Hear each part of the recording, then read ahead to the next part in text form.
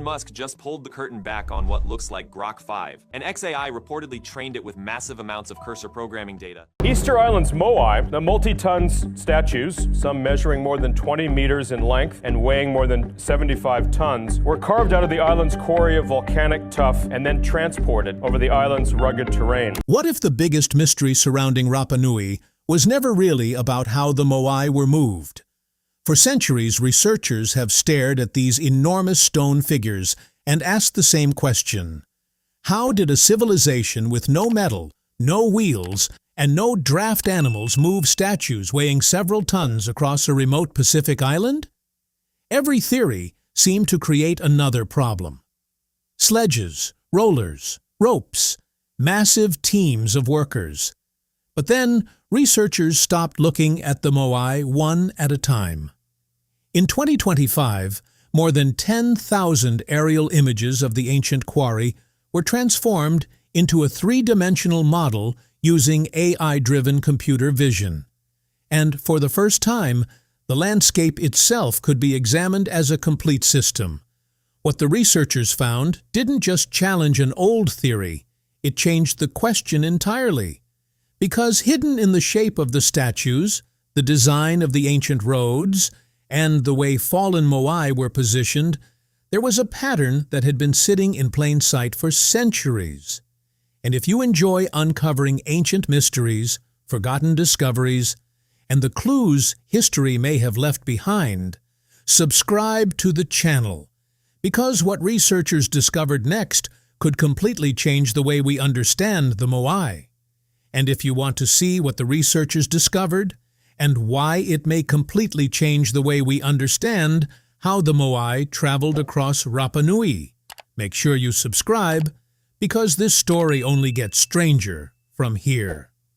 In 1722, Dutch Admiral Jacob Roggeveen anchored off a tiny island in the middle of the Pacific and became the first European to see the Moai standing.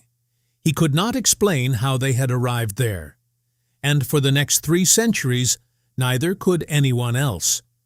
For decades, one strange detail kept appearing wherever a Moai had fallen. The statues were often found broken on their sides, not lying flat and face down the way a dragged object would normally fall. Instead, they were tipped, almost as if they had been standing upright when something suddenly went wrong. Nobody could explain it. The detail remained buried in the archaeological record for decades because no one had gone back and compared every fallen statue across the island. One broken statue could be dismissed as an anomaly, but no one had yet taken the time to look for a pattern. And there was another mystery waiting beside it. The roads leading away from the quarry at Rangarongo did not look like ordinary transport routes. In some places, they became narrow. In others, they widened. And instead of following the flattest terrain available, they often cut directly across the landscape. If the ancient builders had simply wanted to drag enormous, lifeless stones from one place to another, the roads seemed to make the job unnecessarily difficult.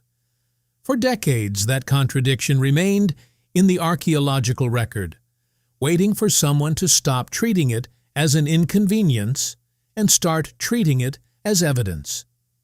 In 2025, Carl Lipo of Binghamton University and Terry Hunt of the University of Arizona did exactly that. They began with the quarry itself. A drone was flown over Rangarongo, capturing more than 11,000 overlapping photographs.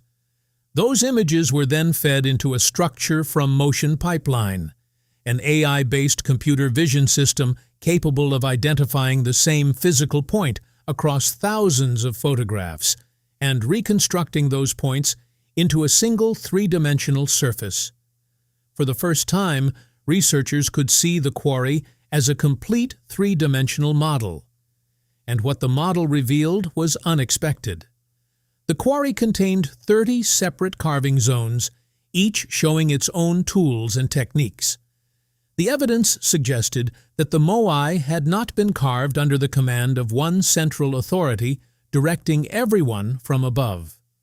Instead, dozens of independent crews appeared to have worked throughout the same crater at the same time, coordinating their efforts without a single person standing at the top giving orders. But the real breakthrough came when the same computational approach was turned toward the statues themselves. Lipo and Hunt analyzed 962 Moai, nearly the entire known population of statues on Rapa Nui. By creating high-resolution 3D models of their shapes, they were finally able to compare the statues in a way that a single visit to the island never could. And then the pattern appeared. The Moai that had been built for the roads leading away from the quarry were not shaped like the statues that eventually stood on ceremonial platforms. Their bases were wider and D-shaped. Their bodies leaned forward between 5 and 15 degrees from vertical. And then there were the roads. They were consistently about 4.5 meters wide and had a concave cross-section. At first, that shape seemed strange, but when researchers looked at it from another perspective, it suddenly made sense. A concave road is not particularly useful for dragging a massive statue flat across the ground, but it is extremely useful for stabilizing something tall and top-heavy that is rocking from side to side. That observation led to an experiment. Lipo and Hunt built a precisely scaled replica weighing 4.35 metric tons. It was designed to match the forward-leaning shape of the road statues. Then 18 people gathered around it. There was no machinery, only ropes, the replica, and human strength. They began rocking the statue from side to side in a slow, deliberate rhythm. And then something remarkable happened. The statue walked. With every controlled rock, it moved forward. Over a distance of 100 meters, the replica covered the ground in just 40 minutes. The motion was surprisingly simple. It was almost like shuffling a heavy refrigerator across a kitchen floor without ever actually lifting it. Later, Lipo summarized the discovery in a simple sentence. Once the statue is moving, it is not hard at all. Suddenly, the roads made sense too. A 4.5-meter wide path with a concave cross-section would be a poor design for dragging a statue flat along the ground. But it would be an excellent design for keeping a rocking, top-heavy statue from tipping sideways as it moved forward in a slow zigzag. The narrow sections made sense. The winding routes across the terrain made sense. Even the features that had once seemed like obstacles began to look intentional. Everything pointed toward the same conclusion. The Moai were not being hauled like dead weight. They were being moved under controlled momentum, rocking from side to side as they traveled forward.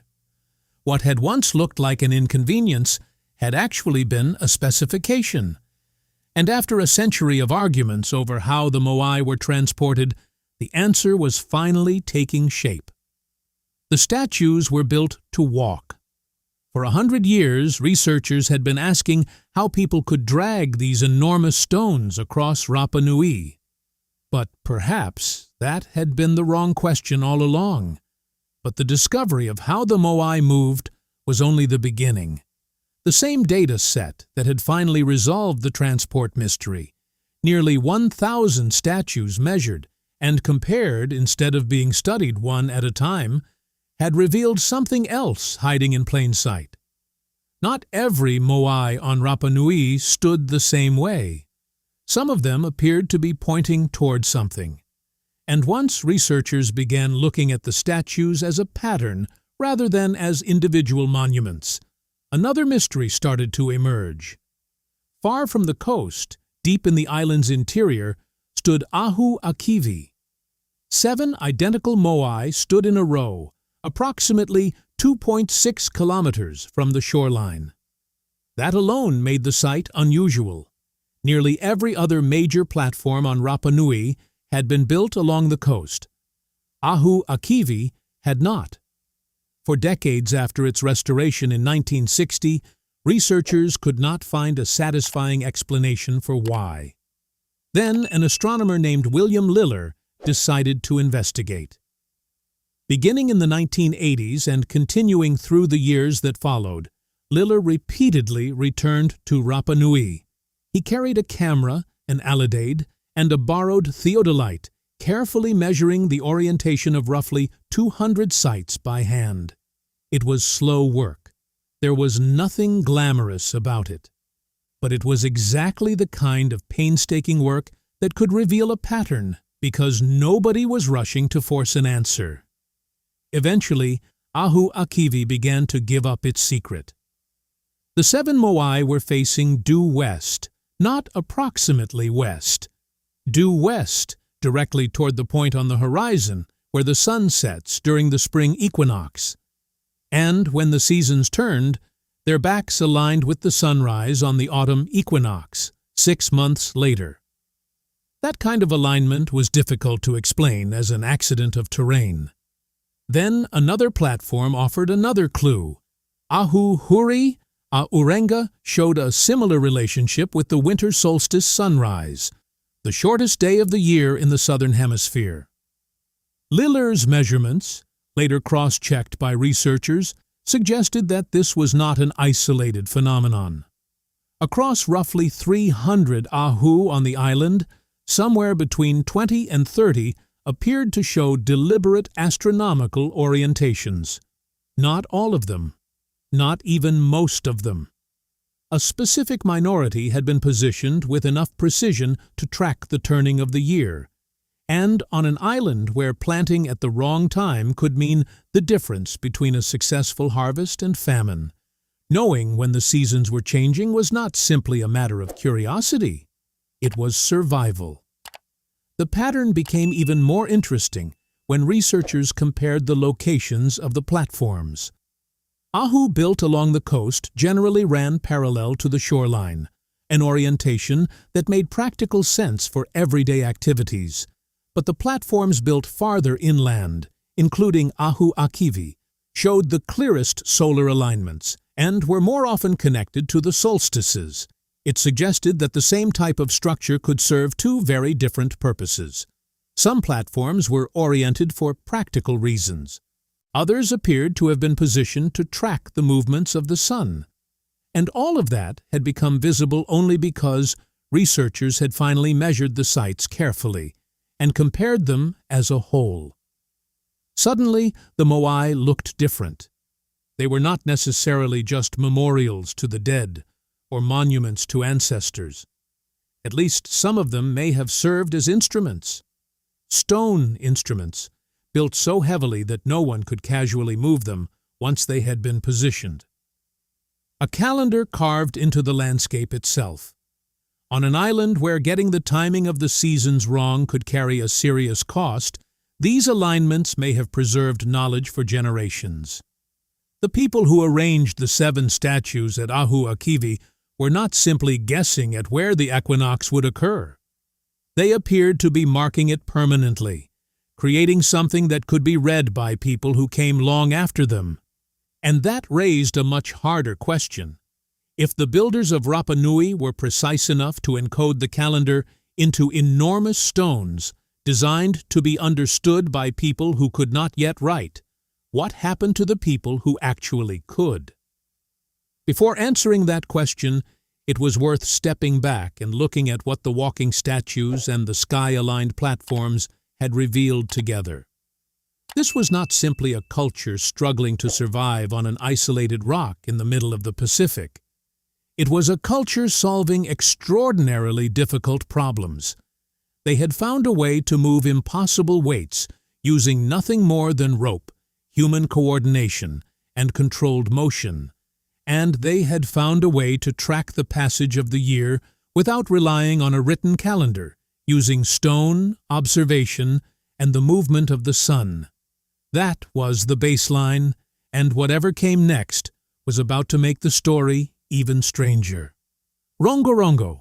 In January 1864, a missionary named Eugene Arod arrived on Rapa Nui, and during his time on the island, he noticed something no outsider had recorded before: wooden tablets and staffs covered from edge to edge with rows of carved symbols, human figures, plants, animals, abstract marks. They ran across the wood in carefully arranged lines, forming a system that Irode could not understand. He had no idea what he was looking at. And more than 160 years later, neither does anyone else. Fewer than 30 of those mysterious tablets have survived. Not one remains on Rapa Nui itself. Within only a few years of their discovery, most of them had been taken away from the island and shipped to Europe. Today, they are scattered across museum collections in places like Rome, Paris, London, and Washington. Together, the surviving tablets contain roughly 15,000 carved glyphs. And despite all those symbols, nobody has been able to reliably read a single one. For more than a century and a half, linguists, cryptographers, and statisticians have tried to break the code. Every proposed decipherment has eventually failed to withstand scrutiny. For a long time, there was an even more fundamental question surrounding Rangarongo. Was it actually an independent writing system at all? One leading theory suggested that Rangarongo had emerged sometime after Rapa Nui came into contact with literate Europeans. Perhaps the islanders had watched outsiders write and then created their own system based on what they had seen.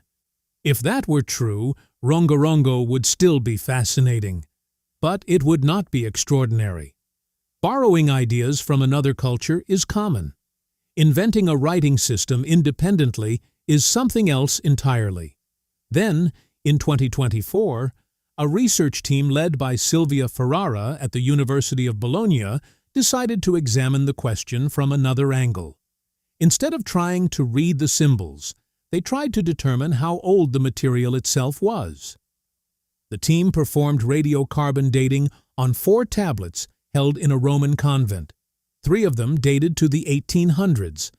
That fit comfortably with the theory that Rangarongo had emerged after European contact. But the 4th tablet produced a very different result.